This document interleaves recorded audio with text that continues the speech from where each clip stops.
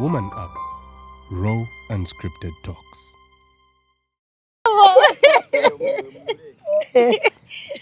Asiriwa. Na olinga. Manyana gambe cheka kino kivubuka chekola ki. Gwe byo bijemu gwe byo byekisirusiru byo byotukwatanga tuli mu bisera byaffe ebyeddembe. Abagwe buli kaseera buli kimu yagala kifuna mu content. Fe tuyina omuntu abantu betuba tuyina okugeyaga tetunatandika. Food for the soul. Yeah. Ngate. Never know. Food for the soul yali ku Sharom. Kyalo kanagenda kwa try tugenda kufuna obuzibu. Omanyi nga tutaddewo n'omukeeka. Shira price mugezi food for the soul. Ndoza ne muri ya kyera nagamba hawa no wendaga bayinza okuvaawe. Okimanyi twatuddewo bati nga naye basingo mother fe kafa baliwo. Bamufuna plot z'okulya emmere mugenda mwekka. Ntamu bane twakwerabira. Suppose nawe oli single mother. Yeah. Eri ntamu yali single mother okimanyi njagala kugula association nabalaba wano Don Chris nga ayingiddewo ng'omwana ayambadde kashashaka oli owomye. Oyo mukama wange si mukuba luseke. Don Chris amanze mukuba luseke. Takuba Don Chris luseke. Kubanga wala isi kuba luseke oli mukama wange. Emirimu gyenkola giba jinkakatako. Jinkakatako gikola. Chinkakatako omu receiving obulungi, chinkakatako chinkakatako okufuba okulaba nti omusulo tegumuluma. Gwe okimanyi chaka kyekazi kize kulaba kagundi akalenzi ka kyekito kishuga mami. Ayina omulenzi omutali. Mama omulenzi ye business. Nayo kimanyi osobola okulinnya ennyonyi okuva ebweru n'ojano ngozeka just kuteekamu oiro gwe Uganda. Okimanyi abana Uganda fa abakyasinze okukwata bendera mwezi ensonga z'okwegatta. Nigeria, Uganda nera nange mbakikiridde sibu. Gwenda mukwano ya Sam. Ate munayo atukikiridde. Ate wewe kwagala tovaawo. Tukiikirire sugar nze kankubulire. Nze buli wengenda nze just no nafuuse manager wo. Buli wengenda ngamba sugar yes. Kinechwale kichagambe mbuchagala nyimbe. Oyimbe? Sugar genda tutugenda yingira endongo. Abo nyimba. Tete wali muyimbi go tutagenda kuyingira. Kale lwakuba sirogeka. Nanti kati gwaddogo ne badduka. Mukwano manyi mindi gye bakando. Ono national price baba juzi wanene twali wanene eddogo ne likoma ne ligamba sorry. Wallahi neliga ate yali lyama mukwatagana sisobola. Kati mama kati balimbe uyu na was a producer uyu. Najibe yakomaawo. Neligamba bali mbawonye neligamba bambi sorry. Food for the soul. Neri mutegerera ate nze ntegererawo n'aliweereza era kubera nakasimu akatobadde obuddumala bwaki jjo kyanze nsula ku nnyanja sugar totukanga ate katola bwe tutandika okuyimba sugar tuzimbirewo ddala. Ola YouTube channel nakuzoza zituloza kakati wonayingira mu ndongo kati olabe eno channel gye tuliko nedda kati kangezeho okulaga nti wabula ngenda kuva ku motoka ya Jalia. Ankozesa. Jalia ine empisa embyezi sebayo omukazi oyo. Atuwate motoka nga ate batuweerako n'amateeka. Jalia n'ape motoka n'agijjako switch nga ndi n'abaana. Gwe kyoli okirabye. Anyizaka switch. Nezikira mu kkubo wakati wa buli kamanyi. Akakanyigira ddala ne ka stopping nga yingirite. Lwaki ngamba nakusasudde? Lwaki onyapimira obudde? Naye kati gwe weereetedde ebizibu. Lwaki okozesa motoka ya Jalia? Ate nina omulala ayinza okuva emmotoka. Tobamanyi abalina emmotoka ez'akabi. Labundi. Genda mu ba Alika Rentals. Balina emmotoka eza luxury, ez'akabi, eza buli mutindo gw'omanyi nga swaga lyerere. Balina Jeep, balina BMW, balina Audi, buli mmotoka gy'omanyi ey'ebbeeyi. Bazirina ate ku miwendo gy'awansi. Sente za Jalia az'okufuna emmotoka. Osobolera ddala nga tofunye na bizibu n'abo bantu. Mukwano mponye Jalia. Alika Rentals basangibwa ku 309 Sliding Street, Drogheda, Boston, Massachusetts. Bakubireko ku 97852227 Alika Rentals. Rent, explore, experience. Sirogeka. Inzengo ola content waffe wa flood nga buli wamulire. Inze kukoyepejiza mba ndowooza basimu yange erike kyamwe kitegedde nti yange. Nange ndosabe ya neighbor. Nga kyekyo olaba sugar n'eddogo bali bati. Muzigo na Gebuza mugana wange shira price tetulogeka. Tukyali musawo mu teweerabira. Obu aja mwana goshira nalyo kajja ne keki ya birthday y'omwana n'agituma. naye no shira ate baneze nayagala black man okuva n'olwo nategeera nti sobola kubeerawo watali era tuli tuti nze nagasobola kubeera black man nawatali nagamba itizinda nga mama wagambye keeke eweddewo tetulina yadde ne ka keeke black man nagamba itindaka era Caroline maka nagamba omwana songa ebyo muleeta keeke mu bantu ne musa ate ne mutwala eka mugereka wa Caroline maka nagamba omwana should we go to the car ko shira motoka nzigale omwana nagamba it is open era bagenda ne baleeta keeke mwana gw'abaana bajja kututta ffenna bana abaana wetu bana nomugamba nti genda ogamba nnoonya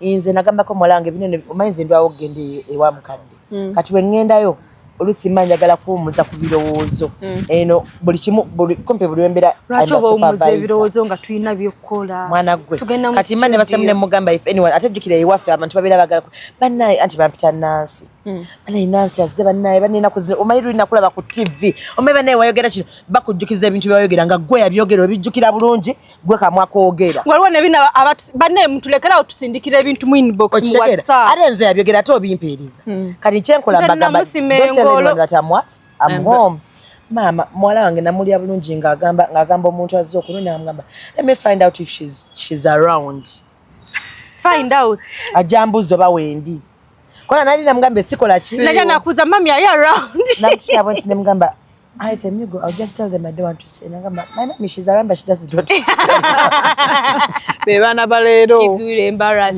you very soon era kankuli mugana nge shira price olala obanga oyogera ekintu briefing a black man nga mujja mu kifo omugambe we are going to see aunties and uncles but don't tell them that have kajanja my mom told me to tell you that they sugar off topic ochimanyi bidde bitundu byekyama byoli omuntu byetwali tulina abantu bali baloza tulimba no twabibalaga manange for the soul ochimanyi fa abasinga okunyuma nagamba Anai choka kulipa madala. Ada madala gali galaga wana imada. Mbuna ate gatandikira wasi ne gajjaga katoka nkankalye banonga tebali abiba namanya. Rasholi musholi nga kaskune zube. Wale mchabuza ku bantu naye nga tubadde tunyumya twatandise. Kigeza ne kisirwa leche. Abalungi mwebale kubanga muri kuuma it is another beautiful Saturday. Yeah. That we in a black sugar. Naye tuli mu mudwe nungi ku Saturday. Omwana Hadija lero yafunye muka. Nenda mukwano. Tatwebera mu break fay. Tuline fay nga bulijjo ali wana ali mu kusaka mu gambe no neri Rush tewasiine. Omusajja nga yangambye. Fay twena musajja nsi yonna ekimanyi gwe. Mukulikeyo mu mudwa Shalom badde mayinja ate kyabaluma kubanga mwali emmere. Era tukunyumiza. Mwali emmere era nze nga manyi muli mugambe. Nabalaba wali no now I know my family and I know my friends bane twakatwisa wakalangu kaji sanctuary banaye twanya juice wa juice omwana yabakola ko bulungi nze banna neyongera okwebaza mukyala wa Shalom Shiba banaye Shiba yatwala Shiba yabale kufa ku bagenyi abantu abanyinga buli bosanga fena abali awo nkubuda baba mumwa fena abali awo akasante kuli asobola kola chiwakola nze nsobola nsobola chiwano ndi mukazi mufumbo lwa mumwa naye bambi Shiba talina mumwa yadde banaye yenanga omutima teyekanya nze natuka ekiseera nga nkuprovoking nkugezesa so ne tumutuma ne toothpick nazireta zatu ekiseera kati nga provoking ne ngamba kati nga mpuli yanjagala anyige Naracho oyagala omukazi anyiga makazi nga bine bakaza bafumba bye banyiga ne bagaba naye muntu miriza mikwano gya bba wange bantamye atuketsera agenda yombagambe Shalom munzaba abana bantama ne mama yali mukakamu ne twatukogenda bambi najja natuke bambi ngatambuza bigere ojja kufumba ate nebya oshimanyize nali njagala gena naga imagine naga bambi oba watukula naga nafuna akadomola nagenda nanongoseza ko na anje fere mwaga baba inde bagalo okunyako fulumencha nga mugamba yakola ne temuyiza kulemerera kufuneka foot era banaye Shalom kankwiro obo bufumbo botubulimu wakati nze ne sugar Shalom ogezo chawe Shiba tasobola tenga kirowoza kata banaye funa kwenda ufuna kirowozo banaye buli muntu yetago musajja wenga ye Shalom Shalom bamuwa Don Christian mwa sente nazo omukyala wena mugamba abali nga ziri wamu nga nagamba mami yabala ninga abanaife twali ati munekamba bule ekintu kimu abantu balina okutegeera balaba abavubuka bano ne balowooza nti n'abaana bayaye naye abaana balina tetuli bayaye ye tuyina la feeyi bannange tetwogera ku bavubuka abalenzi ku bavubuka abawala ate kati abaana ab'obuwala mwafuukire ddala ekizibu naye abalenzi bateredde kyaloma omulaba waali awo kati omuntu agamba bannange oyo n'ogeza n'omudeetinga oba owedde oba ku lukala but he's a very humble person. Yes, he's a very humble person. Ayagala omwana we nga balowooza nti nno nti kale like abantu bafunye abasajja abalungi kwa bo bakkiriza nga ffenno tugamba oyo myali simusobola aba internet abo wooloolo naye ntambi funa omukazi empozi ayina naye banaye agenda mugende mukebereyo agaladdwa tulina okugenda nga tuzunga buli wamu naye okimanyi shuga era nkunyumiza kyo kimanyi kudwa yashara mufe abaali basinze onyuma nabalaba feeyi nabalaba baanyuma emmere nze ne feeyi ne Caroline Maka wakoshera agenda mangu naye yani ne shira ya nyuma twalimu oba bano baba meka mukwano kwa Caroline Maka bane mwigo ku emikolo gy'abannammwe ekitiibwa naye okimanyi waliwo abantu abamu abajjanga bali mu buddirwa bunene obwakanana nga bwayolekanako wansi mutandise okugeya bannammwe temulimba ge mazima ate okimanyi waliwo neyabba juice wa Caroline Maka Nebanalaba okulaba bagaba ki okulaba kunyumya okugenda kulaba tulaba ku mukolo tuba tuze kufuna bye tunanyumya encha olugambo olubeera tanya nnyo okwebaka ejjo bambi kubanga ejjo nadde njagala nga olugambo luli fresh yo kitegeera nze wiiki yange teyantambulidde bubi eyammwe yabadde etya bamada my grandmother made 89 years who was celebrating Mrs. Patricia happy birthday grandma nenfunayo ne mukwano gwange namutanampa engoye 89 years ekitegeeza jjajjawo yalaba ku lutalo lw'aba Museveni definitely kati omwami wera yali advisor wa Museveni akyawagira gavumenti takyalina kyajjukira she has dementia so we are really treating her but of course definitely be grateful sister watu omuto last month yafa last year the first policewoman in Uganda first policewoman yes yafa last month gwali mu history abantu bagenda kusomako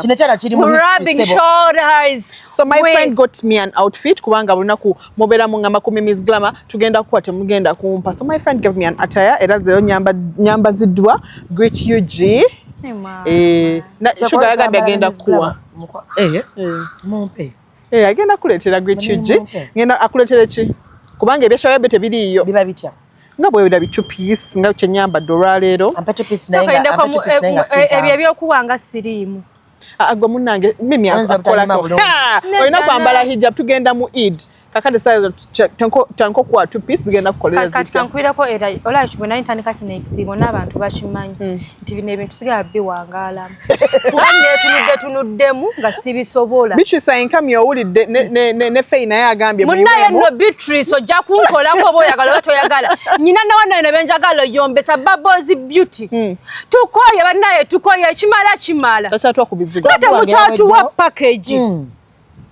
sikyalina package ya nviiri tetulina scrap notandise fedinga tulinga abatalangira Bbawe nze ntandikiriza baleterete ebintu nga bukyali tukira fena tuli bu black beauties naye banaye gwe kimanye abakola umanafuna tuli temuli wa kizigo kuba singa abadde wekizigo singa musajja ulekana kusinga yava ku eno show singa abadde wekizigo banene aberesa ne bayika mwe nesimanyi nti no ne muddira ne mushabya bambalira mu obubina ebambalira mu ddala nedda tekanyikamu naye banaye tuleke ate mwandeka lwaki mwandeka nkuwandiikire food for the soul mwagenda kundeka wano simanyize nali simanyi food for the soul bulungi naye kwoloshira price yanjikiriza wandikaawo kati nze sisobola sanga nze shira ngenda kwewala ku mikolo wentuka ku mukolo akuliko shira njava olunaku lumu nja kubibwa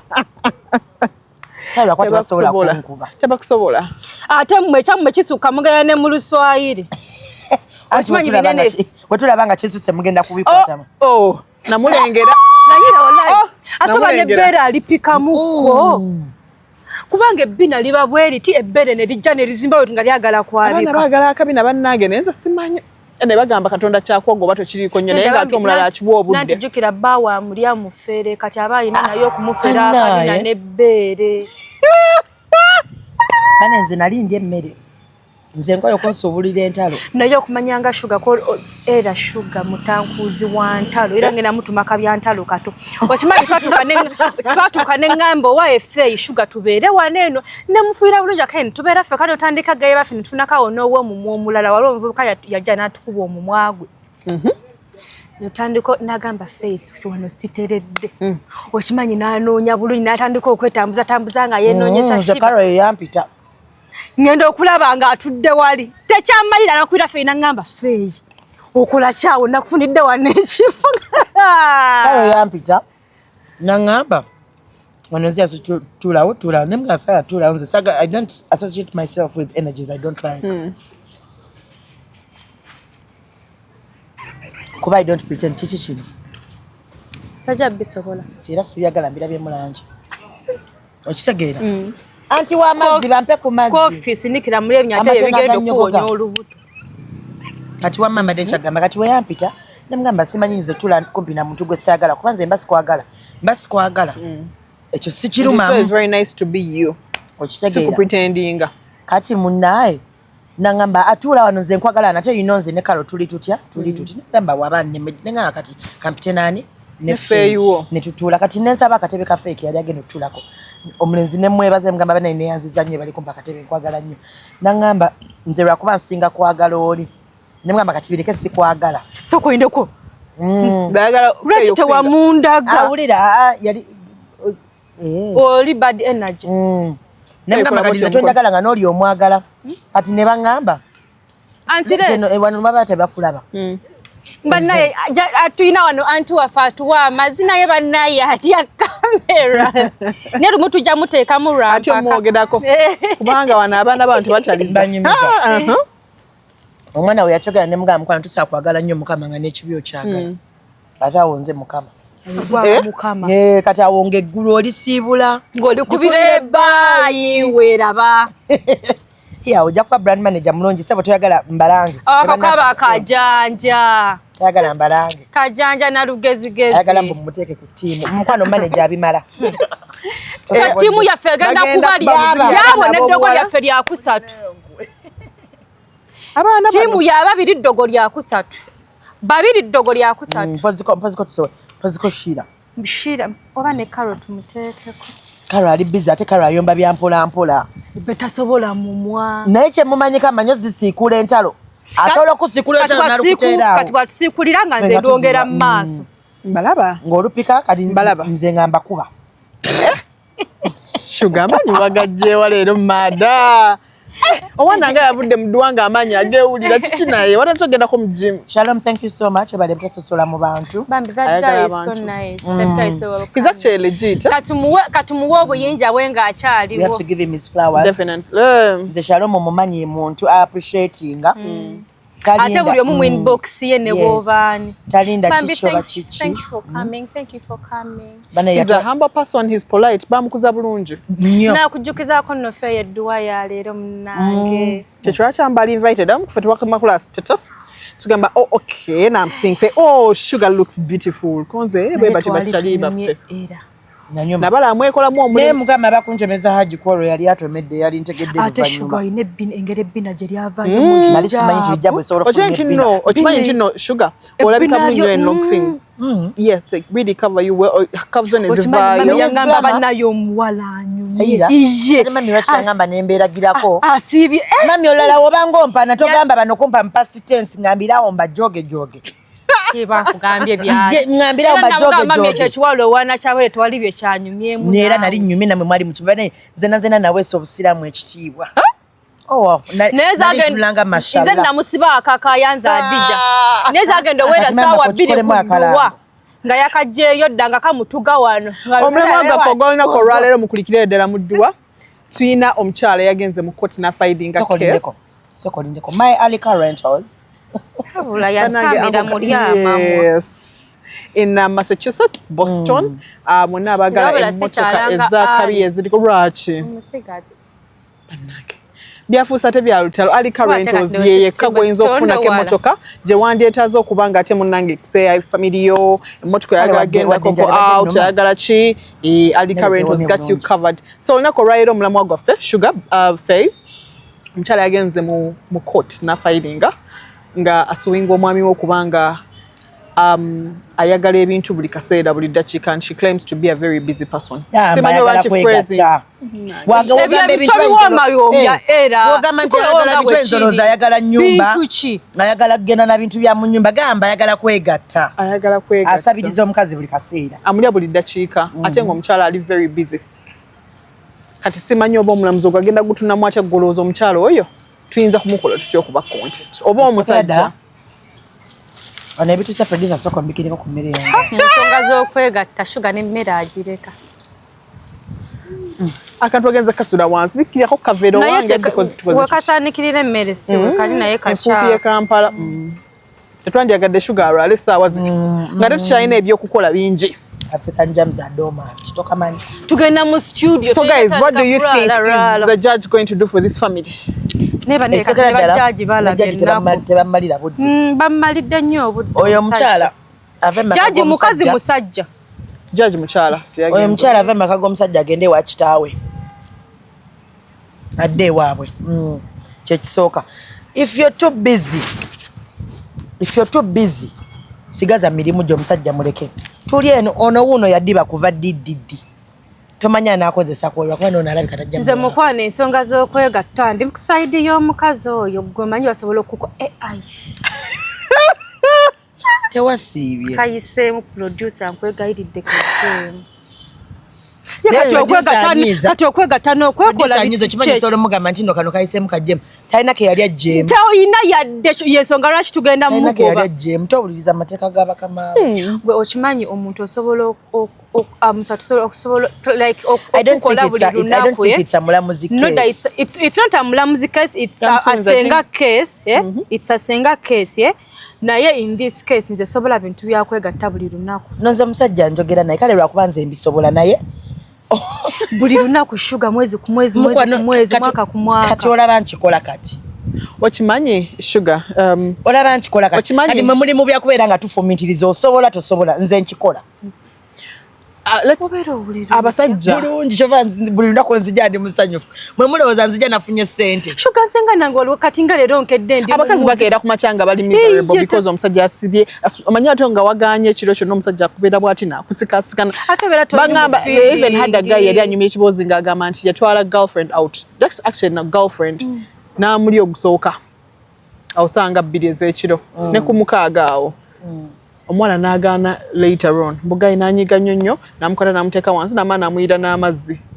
You understand? Alinga amugoba. That's abusive. Yes. That's very abantu abamu tebabeera nko satisfied. Imagine when namukoye. Kati in this case omukazi yagenze mu court nga kiri mu domestic violence nti n'omusajja amurapinga oba abadde amusaba bulungi nga buli kaseera amugamba nti mpaako. Abasajja tebakeera nko kumaca n'agamba nti kati because yansaye busabi watuukira okubanga omukazi agenze kitegeeza it gets out of hand. Balopa rape na domestic violence. Engeri gya lope nti ayagala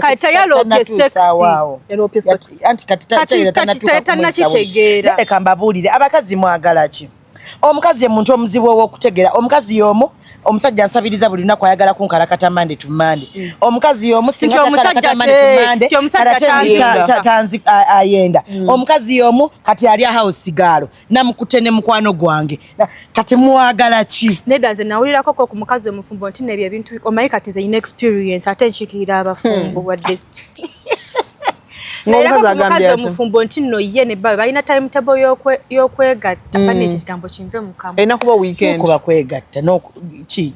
Erina kuba weekend. Ataaki. Omukyanga agamba nti ye tayagala bagenyi we ku Sunday. Sunday we balina kule n'omwami we bokka babiri. Shuga bw'oyagala beyagazi kwegatta. Ne waliwo kamba sese yakanti olaba nze. Nali nze newe mbambadde saplan nze having a sex. Ne bankwatako ebirungi.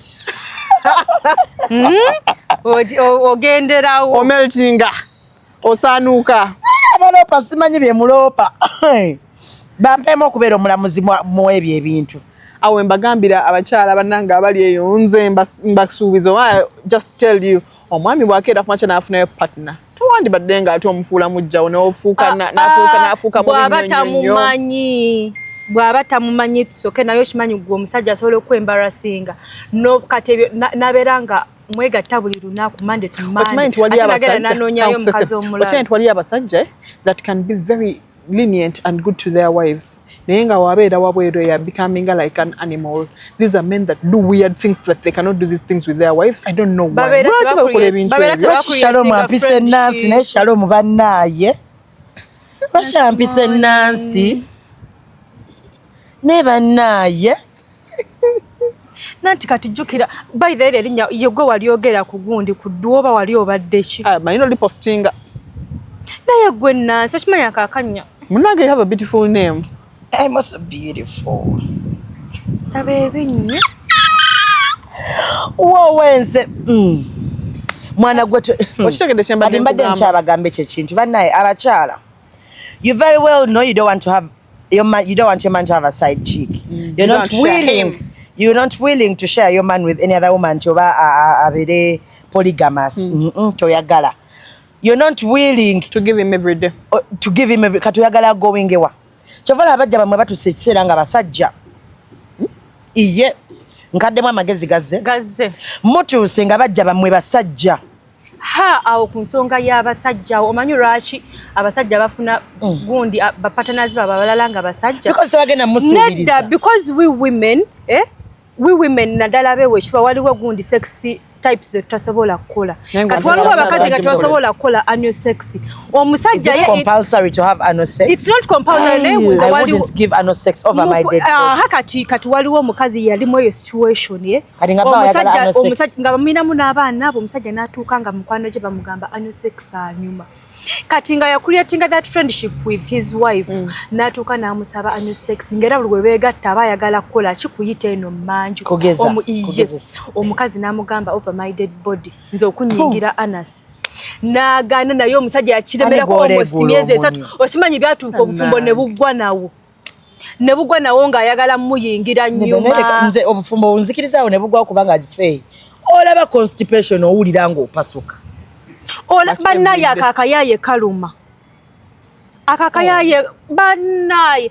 Naye kati awafunawo omusajja omunajjukira babasajja kibeera obvious nti nagenda kuyingira mmancho. Babasajja abasinga bageze mu ebyo ebintu ate even besides that bijirako ne gundi ne financial support. N'ennaku zino ndaba abasiyaza abaavu mukwano mufaaki nga munaku awunye kyenkwawa ofaaki. Nze nali sibeerangako mu community y'abasiyazi bannaye mutsonyiwe byogerako bagamba si birungi kwogerako. Nali nfunye waliwo obuzungu obwaveeyo e Canada nga buze buzungire ne Uganda nga ndi nabo bunene obutatuula mu nsi zaabwe. Ne bujja ne mbuleetawo nene okuseeta nga waliwo ekizannyo kibwa ne ngamba kamutwaleko awo wansi. Saagala kwogera lunya kuba bajja tegeera ekifo ekibeeramu abasiyazi. Naye just otambula nawo awo. Wano wetuli wano wetuli just otambula wawo obutambuzi. Boy kakukuba okazeeri. Nedda kankawandiike maama. Olugambo twalutaddemu. Ebirungo. Mukwano oli nayogera ku best baali bagenda nakunsiba. Nkutidde. Kyokka bye nayogerako nti nno bagira batunda abaana omusajja ababeerako. Era babatunda. Mama tugenze na notebook. Balina ne bucket night y'abakyala. Bannayi bakuba abakyala 5 ku mitwalo 2. Naye bannayi abakazi nga tudibye nnyo. Kyatutuukako. Awana nange manyiwo. Kati akafo kali awo munaye nga tutambula nga tutuuka bagamba it's a ladies night. Kati nga ze manyi bino bulijjo bya ladies night bye tugendamu. Abakazi tebasasula omusajja asasula mutwalo. Nga tuyingira bane nga tubeera ebisoka nga ndaba mbakazi anenga abakazi abalimu balina engeri gundi beeyisaamu. Kati nyina kyali wange omuyimbi yali yanconnectinga n'abo abazungu nga nkubira omuyimbi nga mugamba tuli wano ebishinga ngamba kanzije ng'omuyimbi ajja musajja nga ye asasula omutwalo ng'ayingira mukwano zagenda okuwera ssaawa 5 ezekiro. Maama omanyi nga abaana abawala nga bahavinga sex ng'olaba mulimu bupati bwa buzikizazikisa naye ng'osobola otambula n'osanga nalinga ali mu Sodoma naye kimanyi nti nno abantu abo kiringa okubanga obadde mulenzi n'omusanga nga afuuse sigenda mugeye nasaga fula mukwano na sidanga nayo ate nnyo let's imagine bw'aba atambula bw'abeera ng'amodelinga ate amodelinga n'akisusa bwe batandika okubanga bakola ebintu munaye nange oyo omusajja sinamutegera kyaka mupya naye tugenda mugeya tumulemeseewo nnyindo ye bw'atandika okubanga bamulya nti kiba kyere like they do not tujjukire munnaffe ono gwe baasanga mu bathroom nga ali busy ani nampeera ebintu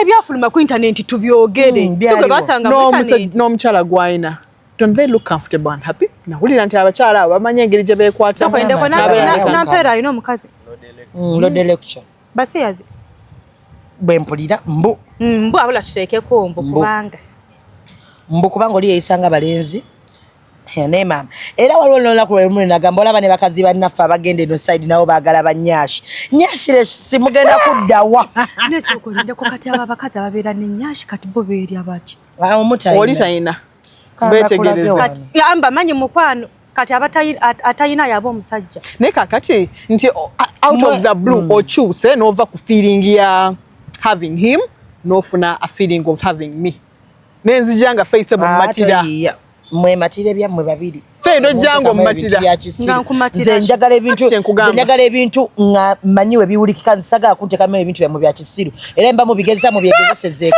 nze njagala bansimba omukiri mpulire nga obulago bugenda mpulire nga setegera bulungi temungeza mu bintu bya kisiru.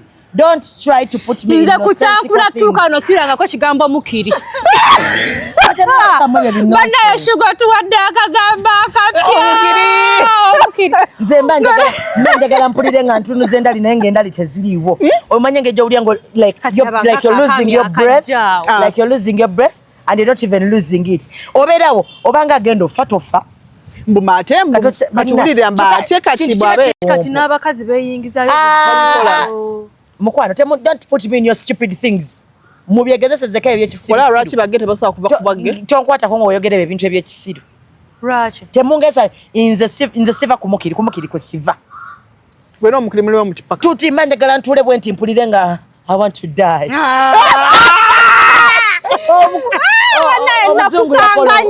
Omuzungu yakola Chugo nsanyu sango yogera ku nsonge. Because I know. You should be going out there to preach to let me tell you. And I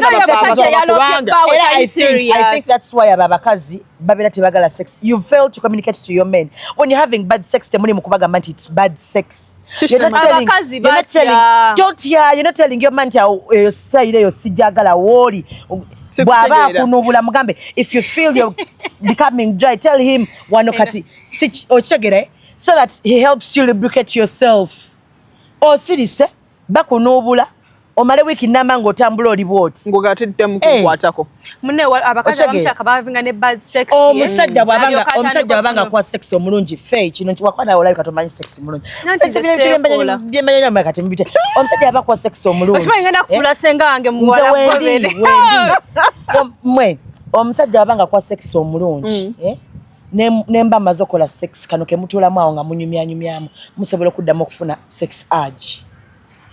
Shalom ye yagamba nti nno yo mukazi abeera like babeera wo ne banyumyako nti kati kibadde kitya leero yes you have to communication has to be nice period mwino okuba ne sex chakatala waliwo abantu nga ba introverts nga batyo okwogera like ngokwogera don't be an introvert in sex you're going to have bad sex yoba abakazi abasinga okimanyi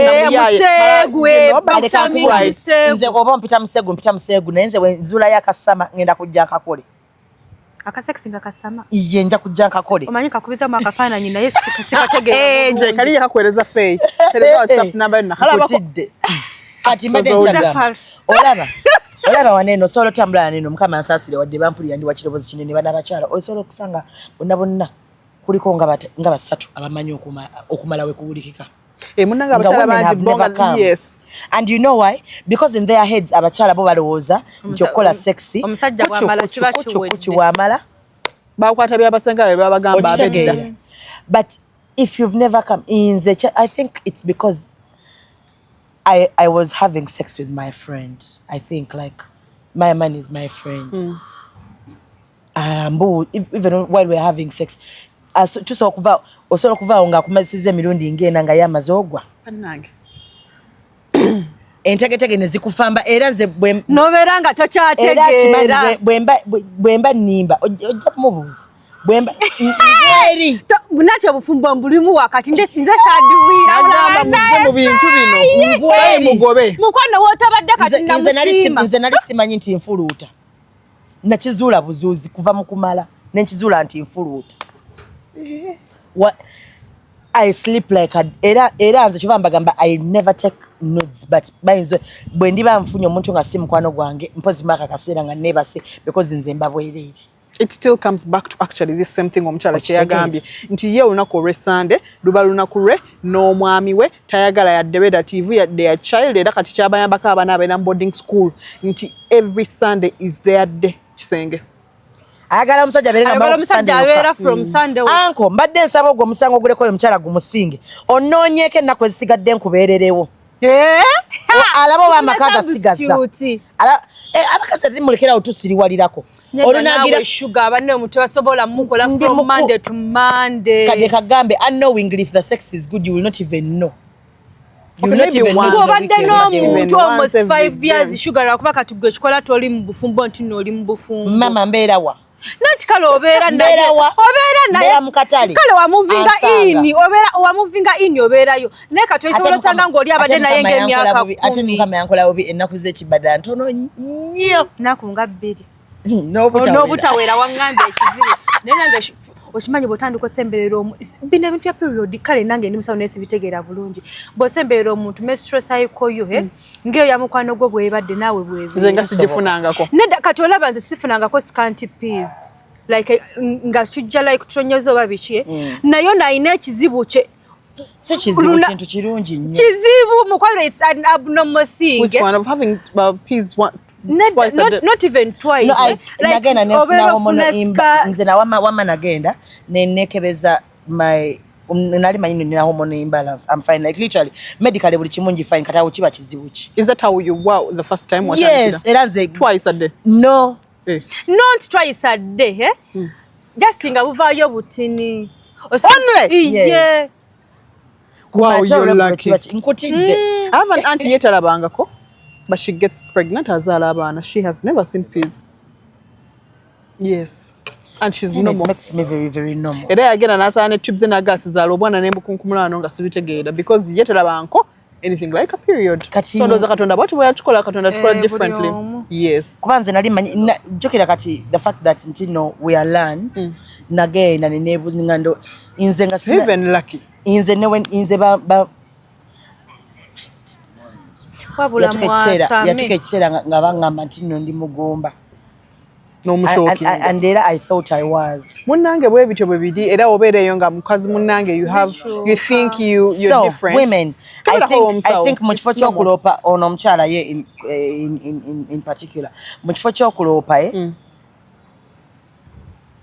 let me tell you sex waba mulungi tomanya nangeri kijjo omwagala ne waka wabawo emirembe n'essanyu omukazi tabasobola mwegatako tukira fa abakazi tuli different from men omukazi tagenda kubeera mu mudu buli kaseera kati waliwo ennaku za ovulation sugar ovulation omukazi afuna nnyo that urge kati nkubuuze bw'otuuka mu ovulation naye nagamba nti saagala ng'abireka kubanga it's a feeling kimala nekijja nekigenda naye omanyi okubanga omusajja kutwala Mukooti kubanga yaganye naye nze oba abasajja bonna abampa embere nga yenze maama waabwe nga buli misango gyabwe bagindoopera kubanga oyo omwana ow'obulenzi engeri gye bamujoogamu nedda abalenzi nabo naye ng'ekituufu kambabulire honestly nze kambabulire ekintu kimu if you're married ng'olina omwami wo omulungi nga naawe olina omukyala wo omulungi it is high time you accept to have a partner to help us in this relationship.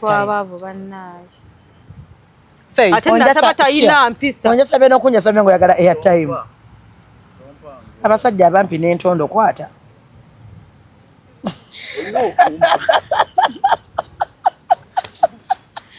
Tukirize tugande buli muntu yeetaako mujjawe. Nze oyinza n'okwesanga abakyala actually night is something I had women normally do babeera ne ne bu camps bwabwe ne bagenda they go camping and they have their people. Ndi programmed mwe mbanyumiza kyo kimanyi kati waliwo abakazi abakola ebintu ebiri weird mu bufumbo ye nyina mukano gwange simanyi lwaki associating nnyo n'abakazi abafumbo okimanyi nti nalina omusajja eyali anneewala nina ex newe bwe nagenda nga okumulaba nga neewala nga tayagala mulabe ng'ali mu bantu nga ye buli lwandabako bw'ati ng'ayima. I thought so. Chibaawo era nga ngamba bamanyi obimu malira era nga ngamba don't come to office, I have clients. Genda mugondi mukisenge yakulirako ko mu office no ebiseera ebisinga nze babba bange bakolera wakababira ba CEO. Munna yakaze kabakazi abalala ke bayina oli omukazi yali mufumbo nga ayina n'abaana basatu naye nze yangamba fey yakubira just kumbuza ku ddagala nangamba fey nze simala omusajja tamumazisa oli dagalireta people to come nedda kati ye kyakola omusajja aba yakamuvaako bwati nga yakamuta bwati nga tewanaita na second nagenda mu kigo nakuba akasabbuuni bino byabagenze okumala bakataapu bino byabagenze simanga mu kigo okunaaba nga ateekako taapu nga Bbawe alowooza ki akuba taapu nedda kati ye yakyetekamu mu mutwe nti kalina kuba kataapu naye munnanga abakyala bwe batya bagenda kubasanga nga bayina abo abakyala balaba sugar abakyala bo balaba baba bayina abakyala baabwe baba bayina abawala ogenda okulaba history nga she was a lesbian at some point anti kati olaba most of those women that did not know how to come yetaga Brian kubanga the fact that Brian is a sex therapist we're actually going to be having him next Saturday ayigiriza okola ki every end of the month we shall be having somebody mama munaba mumundi budde nnyo twakava mukola tene kusadinira mu muleta tugamba nja ku Saturday kubanga zine nsonga zeetaaga mu sex therapist why bannaye era saa kunyumiza nga tuvudde ku sete yesho wetaaga n'ogiraba omwana muwala yeemula Brian yakola biki omwana muwala ono yeemula nga namugamba Sugar tunula Brian maaso we batinga I just don't look people in the eyes nze situnuli abantu neze nguntunulira maaso bulijjo Sugar wano nga tunyumye ekibozi kyaffe tomwegenderezanga I just don't look people in the eyes. Are you for real? Me have seen your eyes munnaye sinyo nnyo I don't nsolo tunule muntu bati olaba kati ateze mukwano ngera tandika okutunulira gwe what happened with Brian kati Brian is banayo na lange singa naye sina mutima mugumu tegeza in short abakyala bayina issues banonye ku Brian washimanyi Brian aso kwata ko bati just no mukono gumu gatalina na chakoze no uliranga we no when a man is married yeah man so what just mukono sina chenjagaza mukazi we nze abasajja abafumbo sina chenjagaza bakazi bamwe mfubyo okubeera bad influence negenda ganda bayo timu yange gende ewe bagambe toina kyagaza mukazi we nze sirina chenjagaza mukazi we ate ku Brian kwe tutava ate ku Brian kwe siva ate Sugar njagalo ontendeke njagalo ontendeke nga buli mukazi buli musajja omufumbo wali onteekawo office secretary gwe vice president bamada ndozo na muchulide ensonga eyo kakati Sugar ne feba nekwata awa mu Uganda egenda tukenda kumugenda kuocha mala kuja ko government bad influence no kyatukola no kiyamba mwe we are trying to katola boyo abasajja singa abadde no bagenda mu mental health bagenda mu depression mental health issues ate omusajja afuna stress bambi natabako muntu gwayogera naye omanyi omusajja afuna stress kikosa ne performance y'embuliri amanyi ekisajja agenda gabula kati fe tubeerawo natafuna stress kiba kimuyamba ko abakyala bannange mya would advise you bikulu bibyewa munna abana bena ku kimanyi bakusinga obukulu it's like Kololo SS it's a secondary school yes bachi bambala empale nyimpi that's a Kololo but must be a secondary school name mu uniform eringe yabasibe bana bakulu nnyo bali balaba oli omutwe ate ogwo mutwe bannange Sugar guno gwe mulimu gwe tukola no buli abajje no tulina bagenda sembadde ngamba abakyala abali eyo bannange bakyala bannange nabo oli omwana ow'obulenzi gundi omusolo gwe sagala ba boys mwajjukireko omwana student in Nigeria eyafunisa abakyala teacher bano embuto omujjukira abo babafunisanga baticha munnange baali banne bafuna embuto omwana omulenzi ogwo ne bamutwala ku poliisi omulenzi nene nebuuza kati omulenzi bagenda kumuwozesa ki mu kifo ky'okwata basomesa batwala mwana ku poliisi Nedda abasomesa bakozesa omwana boy child naye yeetaaga gundi. Justice. Just chagala bana abana bo bulenzi chagala muntu abamanyira. Era ne wabali omuwala mbuno omulenzi yanfunisizza olubuto. Omulenzi jangolo pogame ongambe nti no bakozeseza. Njagala nsanga omuwala avayagambe je pisa agendi yanfunisizza olubuto. Nze royawe kankubuze lwaki feelings zo zikyusa. Nze naje pisa tuli. Wiki yatandika omwagala neggwako nga tomwagalirako ddala. Kati atenze kuva ggulo naye tuli bulala. Mukyuka. Watali waliwo akagambo ke yaŋŋambye n'empuliranga. Sisobola kubeerawo waatali. Ngenda namunoonya leero nga tuvudde ewa Ddooli. Abakyala nze kati bane kanjogerere n'abakyala bannange abafumbo. Mugende. Look for help. It is normal to have sex on a daily. If your husband wants it, adjust. Just look for the remedy. Nonya ebirungo ebiyinza okuyamba nofuna agera musajja kukalakata buli kaseera mutemukitegera. Oli abantu nga brand bebanga birungi no let me tell you. Asobola nawe ina fake amunyumize omanyi bine bintu embaya. Temukkiriza abakazi kujja batwako bakyala bakola bulungi fe. Oyinza n'okuva kanga ku macha yakoze nengolinga gwe bakomokoledda ngo gwe kenyini gwanya kwekola kubeera musento batekubeera ate kati omwavu wako waaki okimanyi nti nno especially bw'oba oli mukyala nga oli CEO wa company abaana bakutegeera oyingidde ne ka smile obeera bwemolamola ngewaka walese ebintu biri bulungi temukkiriza kukeera ku macha baana bano kujja kutaba abaami bammwe look for every baana bano baani abaana baagala tufuusa kyanyinyalwa mu ggwanga example embi temukkiriza babagamba nti bagenda kujja batwale look for everything musobola okumalako yeegatta ng'akyali muto omulaba ennyindo nze bwe ndaba abasajja nkoma akafaananyi batunulanga bamala Sugar, how do you feel? Sugar, how do you feel? Do you think it is advisable for married women to have a bit of some alcohol ngabali ewaka before essanyu nga litandika? Craziness is okay. Being a bit tipsy, would you advise it for them to have a drink together? Kubanga bannaye.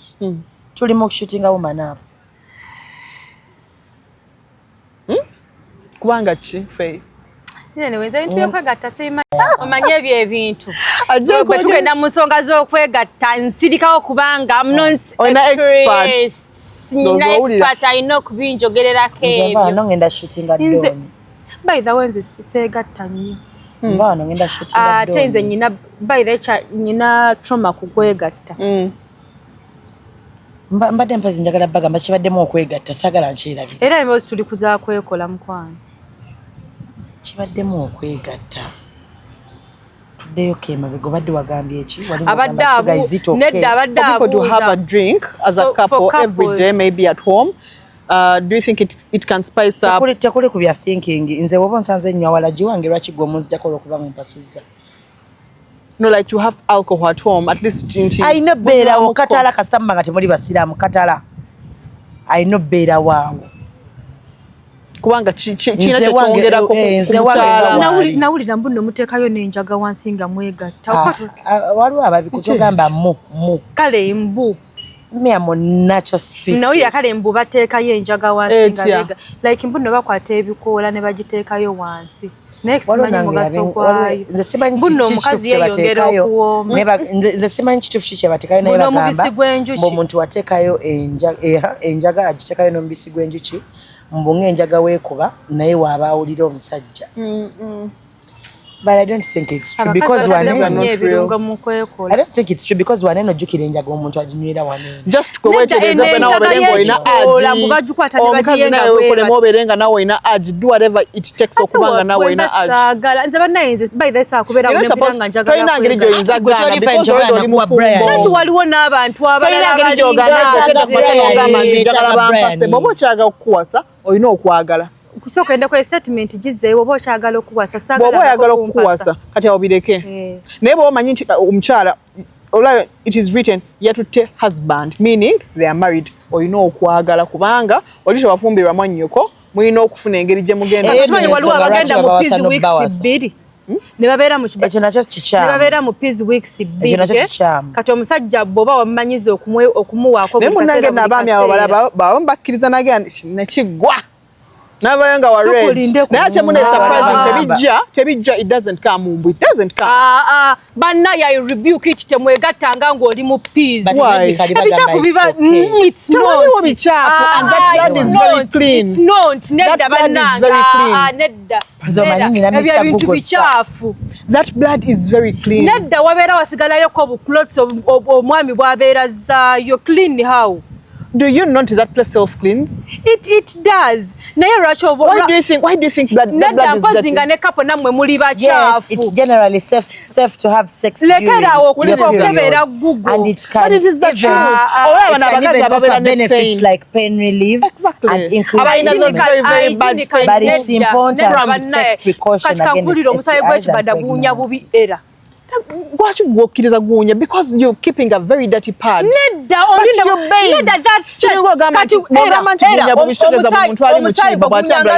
omusayi gwagunyanga chocolate no blood stills eberanga blood like blood yes lwaki omwami mba mukkiriza okuyingira neyo senti y'omusayi ate bonabo omusayi oguwa senti abasinga bafunanga painful cramps abami baba bagamba you should have sex when you're having or when ngalimo their periods it helps it reveals the pain kale nze ng'omu the fact that they say it's safe nze ng'omu sikyagala nze ng'omu sisobola imagine your wife is going in for 2 weeks tekyalowooza ye mugezi nnyo ayinza n'okuba yasemba laba nno omugazi ebigatto byabwe byonna si byagadde baba babigulawo ayina akajjanja mu mutwe kyakanamu kati mbu yabuze omusomesa kati waneeno kiyefuula ali ku field akatabaera nabye bakola laba nnoono omutwe kati lwaki batunula nnyo kubanga balaba kamera tujja bage yaffe n'abaana bato tubageya temusoboka yo obina bwabwe bonna nga bwenkana abaana abalenzi bwe batyo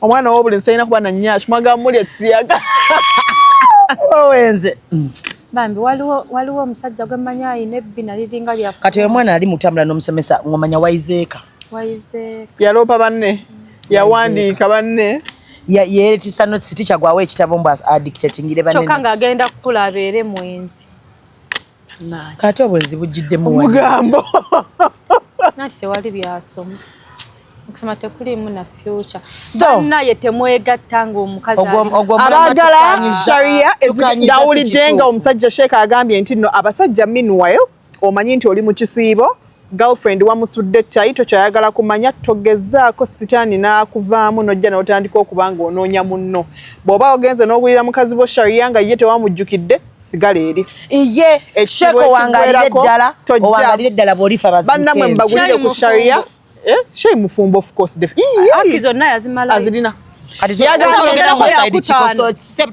yagamba nti ekizibu kiba kitandika balina nakugulira 3 egenda okufumba ddaako erina okufumba ifta simanyi gy'olina oba okoleramu kyo ekirala naye kakati essaawa eno kitandika kuvaamu n'onoonya omwana wa munno naye baleete mu tuseera ate ku Mimi's Glamour ng'ennaku zeeyongera abantu mutera nnyo okuzongeza ne mulowooza mu economy buli muntu lwaki teyajja mangu kubanga economy yalimbi kati bwemwongera ne mu hypinga because Lunaku musalire ddala era bw'oba oli eyo ng'okimanyi nti girlfriend wali wamusuula sigalirayo ddala mu holiness yo beerayo todda gana amagezi nga wamukazi mufumbo Bbawe ayagala buli lunaku bw'oba owulira nga Bbawe togenda sobola mumuwaako buli lunaku funayo akawala nga kaffe just ndi kwegerezaako okaleete okagambe bannaye nyambaako ku Bbawe wange okaleete ewaka okagalire mu kisenge kamalize byonna bye kamaliriza omusawo okasiibule Achime wala bakazi ababikola. Oba ne bakola ne threesome. Otandise ebintu ebyo Mimi yagamba atya siri walire erichogeza.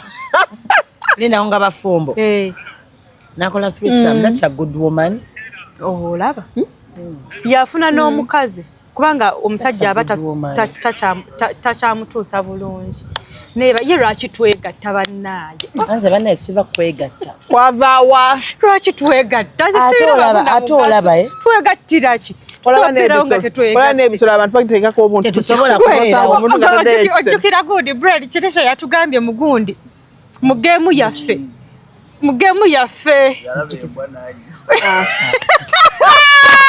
It's a brand new dance. Next. We need some but we don't judge. Muntu agenda okwempowering a girl child. Girl child naye anyumirwa obulamu tumuleta. Tumuleta ku Saturday. And brand. I'll take a woman up. Tulina okwempowering abakyala. Tusembeza wala n'omweteka nkwagala no botinga brand ali wano ngandi eri. Tekijja kukola. Brand intimidates me because he thinks yamanya weakness. Yes. Bambi okimanyi brand yatunulanga we bati sugar. Sugar bigambo ebimu gwakonze simulanga konge ebigambo bimuweddeko. Sugar byamugwa gogoro. Nabula emirembe nesigala nga njogera nzika nimugaba naye Sugar. Tukole bannaye. Gwe yasama nnyo mu ekyo ekimwe yasama. Katolebe wano nga bwakyasamiza ekibwa wali yayita sobola kikola. Kati ku mukazi n'omusajja ani asinga okunyumira. Batugamba mukazi naye nze nange era nkikakasa nti aba mukazi kubanga bannaye. Ne mwe abasajja tubabwemuko ku kifo kyabwe mwe temumanyi bwe tubaye mubeebaza abaana b'abandi mubawe ku birabo. Muwulira mutya? Nze amazima matuufu omusajja wange namufunanga Baraka. Era bambi even in the afterlife gwe nali yagadde bampe. Ne mu afterlife. Nze Brian nja mubuuza ku naye njagala kumanya. Mu Saturday jja. Naye njagala kumanya. Ani? Kino kibuzo nkibuza bba wange. Yala Bbawe alabidde mu kamera muno wanga bannaye. Njagala kumanya bino ebintu byakola abijjawa. Kibuzo nkifunye leero. Ndibye ngamba naye anko. Baba professor nga tomanyi. Ayizo professor. Babijjawo ebintu ebyo. Sikulimba nze mba ku cloud 9. Neshugo chimanyi sharing is caring. Empowering abakyala bannamu abatamanyi bino bintu bagendeko wa ndi mukumogera ko naye mpulira sanyu ku mutima. Abakyala bagendeko wa bannange Sugar. Okubanga nabafuna ku sanyu ebyo. Interview esigaddeyo ng'oli mu ebyo ebekisirusiru byebyo. Sibalimba mu musajja nga nkwatako amasazi gali gakubyeko. Galuma mu mukono. Anti galu oba okugulunga kusanyade ng'oli atuyagala kulinnya wansi. Haula maswala. Amaza feeling mu muziki. Nze simanyi nakumanya kwata bukwasi earpad oyiseko buti mukutu ola akozibiriza. Nze sina nze kyakandi chuma kya mudaji. Toyina chuma kya mudaji kyamu tonafuna mwana wa bendi. Bambi brand yampaddeyo gundi achi sessions 2 eza sex. As in sessions. No, alitraumatize. Just ina trauma yokwegatta. Fayo tia? Aina trauma. Checha kutukako. She was raped. Woman up. Lwaki no takikiriza. Simanyura nachaka tawira kuchaka ku story yange. She was raped. Gang rape? No. Yali omu. That I was young. Omufere wawa. Ngali mubi nnyo. Oyo omusajja obubbi kati bumwetibire mu kiwalaati. Oyo. Yabadde wali ng'asabiriza bbi eggulu. Era musabirizi mulungi. Ate aleetera abantu okulowooza nti nalina mu kusenga. Saturday woman up bwe tutyo bwe tulabise. Next Saturday bakyala bannange ng'oli you have sex issues obufumbo tebutambula bulungi via mu kisenge. We are going to be having brand sex therapist agenda kubanga ababuulira ku birungo byayina ebiyinza okukutereereza obufumbo so nze ndowooza kyandibadde katalawo kubanga kajjata kali well prepared osobola okubanga tusigale mu kintu kino muleeni eno nga naffe ekintu kikuba left right and center. Ne bamuwa akasaafu. Tolabya omusajja ayiseewo. Ayambadde omusajja ogulinga ogwa president. Nze banna. Musiibe bulungi weekend ennungi. Mweraba. Bankwana ne bampa akasanvu n'ekagulamu emberenge. Ndako binozanya game mu buli show. Sia. Ne bampa emberenge. We listen but we don't judge. Bankwana ne. But we don't judge. Oh, ate yo game yatandise mukwano mu real time. Nera tugenda kwogera buli omu kyamanyi ku munne nga tukosa suspect. Semba manyiko. Nyabo mukwano ojja bimanya. Kanyinyuke nze nja kubasanga. Ojja bimanya.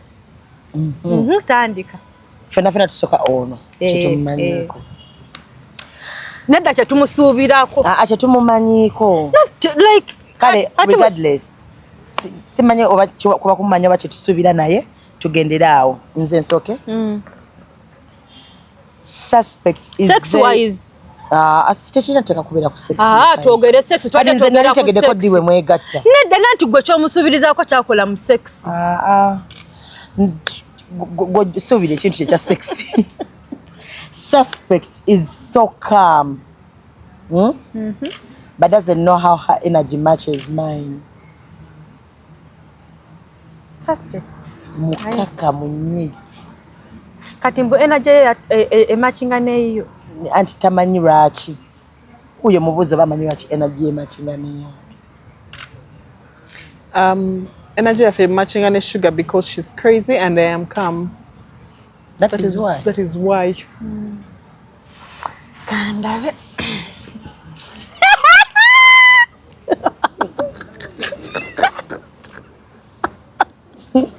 Lwaki temungova. Let's talk about kola. Suspects. Lwaki muno omutunula kasola. Suspect kyaka yatandika okwegatta nga ali mu P6.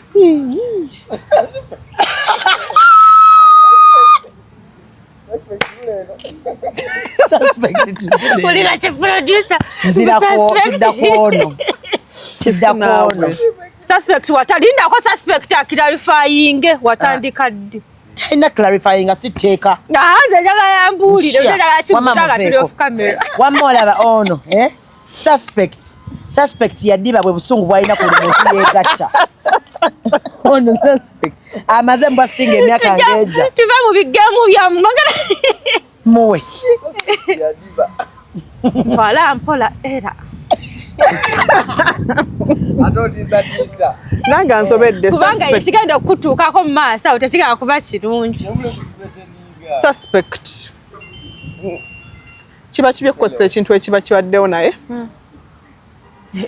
Nkitegeera, you don't believe that she was raped. Yes. Oh my God. Ndakutuuza nkunyumiza story yange ojja nakaabe ennaku. Because how? Wali muto era nalina emyaka 15. Kati muŋŋambe. Suspect. Gasooka wabula. Lwaki gasooka?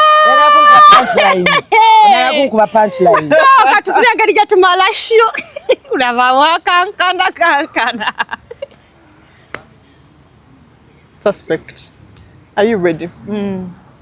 Tunulira mu maaso nga nakontunulira. Tatyanse bino ebintu byekwegulira. Ate munaye ebyo bintu bya kisiru sugar ebyo byoli. Tunulira mu maaso nga buli tunulira mukati kiki. Oli bad girl. Akena kutandisa okutegeera tutandika kutunula mu maaso okufuna amazima. Kamyusa namyuka ina tatategeera. Suspect loves to have sex in all crazy ways. Ekyo kituufu mukwano ono mwegadanzi wa Lulango. Banaye ani gwe negadange wamu. Mukwano oli mwegadanzi towewakana nakwewakana. Negadange wamu. Wabula bagenda kungoba mukika kuba kati nabye mutandise okunteeka. Kola mulamu tugende. Suspects.